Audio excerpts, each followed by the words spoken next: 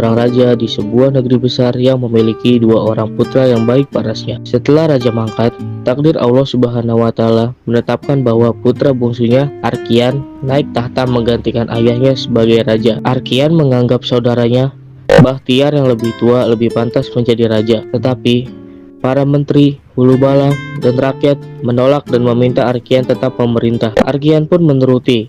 Namun dia meminta Bakhtiar diangkat sebagai menteri agar dapat menjalankan pemerintahan bersama. Istri Arkian atau sang ratu menaruh hati pada Bakhtiar karena parasnya yang rupawan. Tetapi Bakhtiar menolak rayuan sang ratu. Merasa harga dirinya jatuh, sang ratu memfitnah Bakhtiar di hadapan Raja Arkian. Ia menuduh Bakhtiar telah berbuat zina atau tercela. Raja Arkian yang termakan hasutan istrinya tanpa memeriksa kebenaran menjatuhkan hukuman mati kepada Bakhtiar. Saat akan dieksekusi, Bakhtiar meminta izin untuk menceritakan suatu hikayat atau cerita berbingkai agar raja tidak tergesa-gesa mengambil keputusan tentang anak yang tidak jadi terbunuh, untuk menunda eksekusinya dan memberikan pelajaran pada raja. Bakhtiar dengan dukungan saudara Ridus berulang kali datang menghadap raja untuk memohon ampun, membela diri dari fitnah dan mengajukan argumen yang bijaksana. Ia bahkan meminta raja untuk mencari kebenaran tentang siapa yang bersalah atau dirinya atau yang memfitnahnya.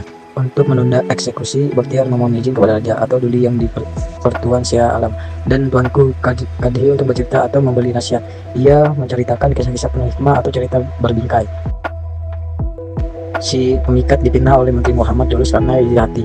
Raja memberi si pemikat tugas mustahil atau seperti mencari burung sejenis lagi atau meminang putri Raja Rum. Si pemikat berhasil karena bantuan seorang syekh pertapa yang pada akhirnya malah membuat Menteri Muhammad Julus yang iri hati tersebut dihukum mati. Bakhtiar dengan dukungan saudara Ridus berulang kali datang menghadap raja untuk memohon ampun, membela diri dari fitnah dan mengajukan argumen yang bijaksana. Ia bahkan meminta raja untuk mencari kebenaran tentang siapa yang bersalah atau dirinya atau yang memfitnahnya. Akhirnya, setelah Bakhtiar menceritakan berbagai kisah nasihat, kebenaran terungkap. Raja menyadari kebijaksanaan Bakhtiar dan kebohongan orang yang memfitnahnya. Akhirnya Bakhtiar dibebaskan dan orang yang dengki atau memfitnahnya seperti Menteri Muhammad Julus dalam salah satu cerita mendapatkan hukuman. Pesan utama adalah tentang keadilan, kesabaran, dan pentingnya tidak tergesa-gesa dalam mengambil keputusan. Seorang pemuda bernama si pemikat mendapat tugas dari Baginda Syah Alam untuk memikat burung. Dengan bantuan seorang tuan syekh, ia berhasil dan mendapatkan penghargaan dari raja, membuat Perdana Menteri iri. Kemudian terdengar kabar tentang Tuan Putri Mangindrasari dari negeri Rum yang sangat cantik dan bijaksana. Baginda memerintahkan si pemikat untuk menjemput sang putri dengan bantuan tuan syekh. Si pemikat meminta dibuatkan kapal emas lengkap dan dibiayai oleh Muhammad Julus. Setelah kapal selesai, sang pemikat berlayar dan menarik perhatian Raja Negeri Rum. Saat malam, sang raja menceritakan kapal emas itu kepada istrinya, dan Tuan Putri Mangindrasari pun ingin melihatnya. Keesokan harinya, ia naik kapal bersama para dayang.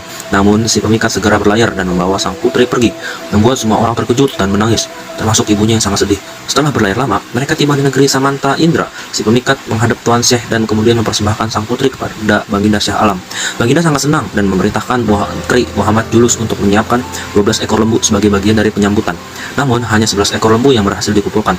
Karena jumlahnya kurang satu, si pemikat menyarankan agar Muhammad Julus dijadikan mengganti lembu terakhir, dan akhirnya ia pun disembelih. Setelah itu, Tuan Putri Mangindrasari naik ke atas singgasana emas dan negeri Rum serta negeri Samanta Indra pun bersatu. Perdana Menteri yang ikut dalam perjalanan diminta kembali ke negeri Rum untuk menyampaikan kabar agar orang tuanya tidak terlalu sedih. Seorang saudagar memiliki seekor beruk yang ia sayangi. Ia mengirim beruk itu sebagai hadiah kepada seorang pengail ikan. Si pengail menerima beruk itu dan memeliharanya. Beruk tersebut sangat setia dan rajin membantu tuannya. Setiap hari ketika si pengail pergi mengail, beruk tinggal di rumah dan menghibur anak-anak kampung dengan menari. Anak-anak sangat senang dan kadang memberi nasi dan gulai kepadanya. Beruk itu pun menyimpan makanan itu di dekat tuannya yang sedang tidur. Si pengail heran dari mana datangnya makanan tersebut. Hai Beruk, apa pekerjaanmu tadi? Maka engkau beroleh nasi ini. Santap sajalah tuanku, jangan syak pada hati tuanku. Hamba mencari jalan yang baik akan tuanku ini. Karena rajin dan baik hati, Beruk itu membuat kehidupan si pengail semakin senang. Suatu hari, Beruk pergi ke halaman Perdana Menteri dan menari. Perdana Menteri terhibur dan menghadiahkannya pakaian indah untuk menari. Beruk pulang membawa pakaian itu kepada tuannya. Kemudian Beruk pergi pula ke halaman Tuan Putri dan Tuan Putri kagum akan kepandaiannya. Hai Beruk, menarilah engkau. Aku hendak melihat. Ya tuanku, hamba ini ada bertuan. hamba ini anak Raja Kak Indra yang ditinggalkan tunangannya. Hai Brooke, di manakah tuanmu itu? Dan bolehkah aku melihat dia? Baiklah tuanku, malam sekarang hamba persilahkan tuanku melihat tuanku hamba. Baruk membawa si pengail ke istana dan segala kesalahan atau salah sangka berhasil dijelaskan. Tuan Putri pun jatuh hati kepada si pengail. Akhirnya Tuan Putri menikah dengan si pengail tanpa banyak orang tahu siapa sebenarnya laki-laki itu, karena selama ini ia hanya dikenal sebagai nelayan. Kemudian raja negeri itu marah karena tidak tahu asal-usul menantu itu. Terjadilah peperangan. Si pengail tanpa sengaja menunjukkan keberaniannya ketika mengejar seekor anjing sambil membawa pisau raut, membuat para hulu balang menyangka ia sedang menggempur musuh. Ia pun disambut sebagai pahlawan. Raja akhirnya menerima si pengail sebagai menantunya. Si pengail menjadi orang terpandang dan hidup bahagia bersama Tuan Putri.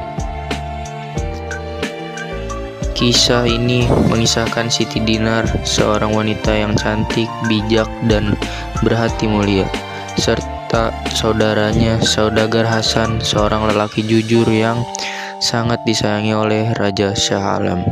Namun, seorang menteri bernama Fudul iri hati kepada Hasan dan berusaha menjatuhkannya. Fitnah terhadap Siti Dinar dan Saudagar Hasan. Menteri Fudul iri hati, lalu mereka fitnah bahwa Saudagar Hasan berzina dengan Siti Dinar, yaitu istrinya sendiri. Siti Dinar pula dituduh berbuat jahat dengan berbagai hal.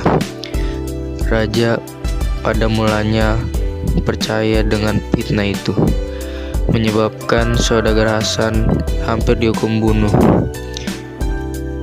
Siti Dinar menggunakan kebijakan dan ketenangannya membuktikan Menteri Fudul berbohong, menjelaskan setiap tuduhan dengan bukti dan kata-kata yang benar, mempertahankan suami dan kehormatannya. Akhirnya Raja sadar bahwa Fudul memfitnah karena dengki. Menteri Fudul akhirnya dengan ditangkap dan dihukum sesuai dengan kesalahannya. Saudagar Hasan tetap rendah hati walaupun difitnah dan dihukum tanpa sebab. Kesetiaan dan akhlaknya menyebabkan raja semakin menyayanginya. Setelah kebenaran terdedah, raja memberi pelbagai hadiah kepada Hasan dan Siti Dinar. Mereka dihormati di istana. Raja mengangkat Hasan ke kedudukan lebih tinggi karena budi pekertinya.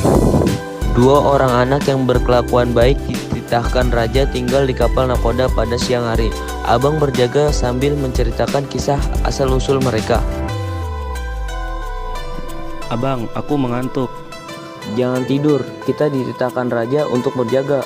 Ketika berlaku fitnah bahwa istri nakoda berbuat salah, kedua kekanak itu ditangkap dan dihukum buang oleh raja. Lukakan kepala mereka, buang malam ini juga. Namun, mereka menceritakan beberapa hikayat pengajaran seperti kucing, anjing, dan raja dengan ahli nujum semuanya kepada raja.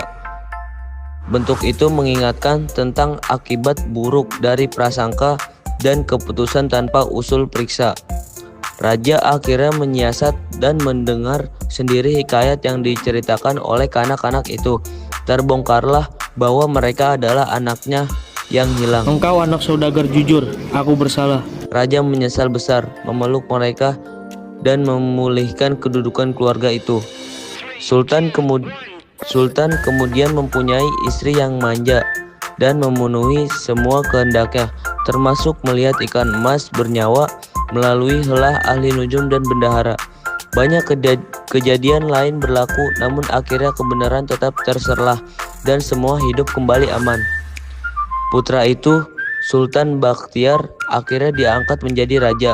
Baginda memerintah dengan adil dan bijaksana, dan seluruh negeri bergembira menyambut pemerintahannya.